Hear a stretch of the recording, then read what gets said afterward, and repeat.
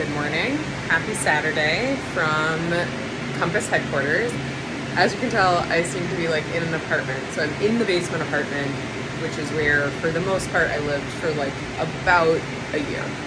They kicked me out when construction started and demo went underway because of the lead paint. And then just a bunch of things kept happening. And basically they were like, you can't live there.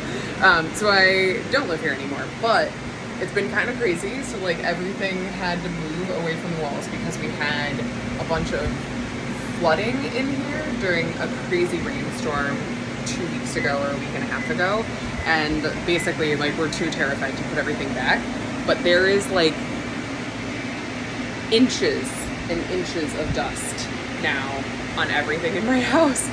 I am just gonna have to clean it. I mean, ignore how messy everything is, but eventually the Christy cleaning crew is gonna have to come in here and take care of it all, which I'm not super excited for, but I think it's not horrible. Like, let's see, like if you guys can see this. But it's not great either. So we'll start the rest of the coffee walkthrough in the basement. We were just talking about how the plumbing got dropped down because they have to be able to run it from here all the way through the basement down into that corner. So I think we're gonna end up putting a wall in front of the plumbing there, and then so that half of the basement feels like a little bit more of like an open space, and then we're kind of hiding where the water heaters are gonna go, which is there, all this plumbing in the headway, and then the furnace is gonna go in that corner. So I think a wall would be really great. I would really enjoy that.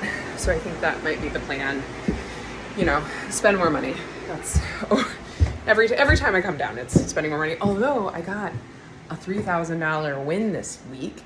The water meter is $3,000 less than we thought it was gonna be, which is super exciting.